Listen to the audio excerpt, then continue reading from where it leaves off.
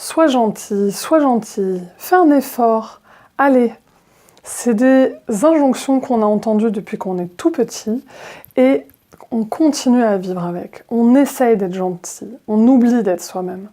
Moi, j'ai essayé pendant 30 ans et ça m'a vraiment pas rendue heureuse. Du coup, je vous explique aujourd'hui pourquoi vous êtes coincé dans votre rôle de gentil et de gentille et on va essayer d'en sortir tout doucement. À tout de suite.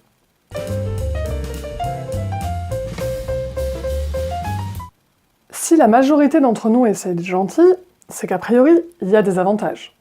Et il y en a un énorme. Même si on va vite le voir, il y a des gros dangers et des grosses conditions. L'avantage principal, c'est qu'on va chercher à être aimé. On va chercher cette approbation, cet amour sous condition. En gros, quand vous êtes gentil, d'ailleurs c'est un compliment qui est très très valorisé, je trouve, et je fais faire une parenthèse, c'est un compliment que je déteste qu'on me fasse, parce que je suis pas gentille. Dit comme ça, c'est un petit peu étrange. Mais c'est vrai, je suis pas gentille, je suis vraie et je suis sincère. Si je vous fais un compliment, si je passe du temps avec vous, si je fais quoi que ce soit pour vous ou par vous ou avec vous, c'est que je l'ai choisi. Donc j'espère qu'un jour vous serez comme moi et que l'expression et le compliment soit gentil n'en sera plus un. Parenthèse fermée, pardon. Donc on cherche à être gentil et gentille pour être apprécié. Pourquoi on est apprécié? Parce qu'en fait, on a rendu service, on a validé, quelque part, le système de quelqu'un d'autre. Donc, en effet, c'est très confortable, c'est très agréable, on va avoir des sourires, des compliments, des remarques, un bon moment à passer ensemble, etc. Maintenant, vous allez vite vous rendre compte, je suis sûre que ça va vous rappeler, plein de souvenirs hélas, c'est que ça n'empêche pas le fait que l'autre ne soit pas particulièrement heureux, et vous non plus. Pourquoi? Parce qu'en fait, vous allez être apprécié pour ce que vous faites, et pas du tout pour ce que vous êtes à l'intérieur de vous, du verbe être. Donc en fait, la condition pour être aimé, elle est énorme si vous regardez bien. Soit tu fais exactement comme je veux, soit je t'aime pas. Je vais vous prendre un exemple très très simple.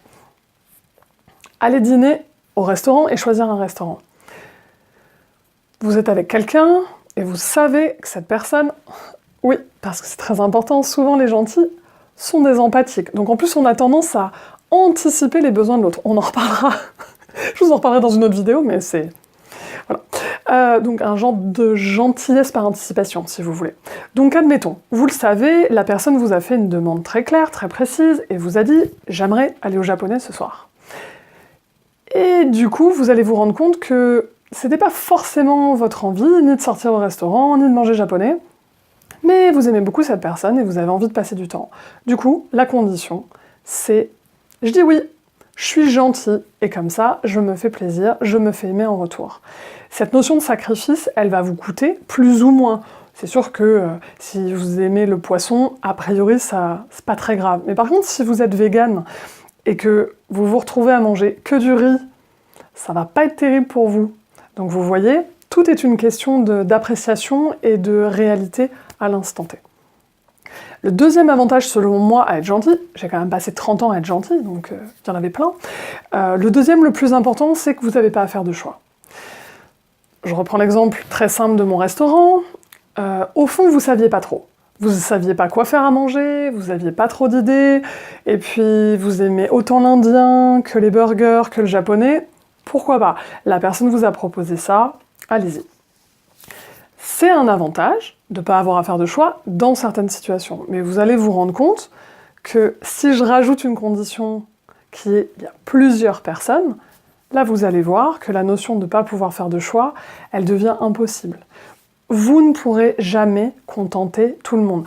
D'ailleurs, regardez, je garde le même exemple de la nourriture, quand on est en vacances à plusieurs personnes, et en plus si on rajoute des régimes alimentaires différents, là ça devient carrément un genre de négociation complexe et très très longue. Comment vous allez faire? Si tout le monde est gentil, on ne prendra jamais de décision et on saura au final plus quoi manger et même à quelle heure manger. Voilà. Je vais vous prendre un autre exemple que j'aime bien, qui est de choisir une tenue pour un mariage. Être gentil, ça veut dire quoi? Être gentil, ça veut dire que vous allez choisir la tenue qui va faire plaisir, par exemple, aux mariés. Parce que quelque part, ils sont gentils, ils vous ont choisi comme témoin. Donc c'est hyper valorisant. Sauf que, ouais, vous êtes témoin, mais il va y avoir de la famille et vos amis. Et peut-être même la personne que vous aimez qui est à côté de vous ce jour-là. Chacun va avoir un avis sur votre tenue. Chacun va avoir un avis sur dans quelle couleur vous êtes le plus beau et vous êtes la plus belle. Est-ce que c'est plutôt telle ou telle couleur? Est-ce que c'est une robe pour une femme ou un tailleur, etc. Vous allez voir que chacun va se donner à cœur joie pour vous donner plein d'informations. Donc, c'est à vous de choisir aujourd'hui si vous décidez d'être gentil ou si vous décidez d'être vous-même. Être soi-même, ça veut dire j'accepte le fait que je ne cherche plus l'approbation des autres. Je fais des choses pour moi, et il s'avère, vous verrez la vie est quand même hyper bien faite, vous allez rencontrer des personnes qui ont en général les mêmes envies que vous. Bon, là l'exemple de la tenue du mariage fonctionne pas, mais la partie, par exemple, végétarienne, ça peut être une réalité. Je mange de moins en moins de viande, et je me suis rendu compte que dans mon entourage, j'avais énormément de personnes qui étaient végétariennes, voire véganes. Je ne fume plus depuis des années, j'ai quasiment plus aucun fumeur. Je n'ai aucun fumeur dans mon entourage. Et c'est devenu un vrai critère. Donc vous voyez, le principe c'est de passer de cette soumission à l'approbation et à l'amour sous condition à quelque chose de beaucoup plus dans l'affirmation, dans la vérité, et accepter que les autres ont le droit de ne pas être d'accord avec vous, vous avez le droit de ne pas être d'accord avec eux et de faire à votre manière. Et vous verrez, je vous laisse explorer. De toute façon, j'ai plein d'autres vidéos, donc vous pouvez aller regarder plein d'autres vidéos pour vous donner des astuces.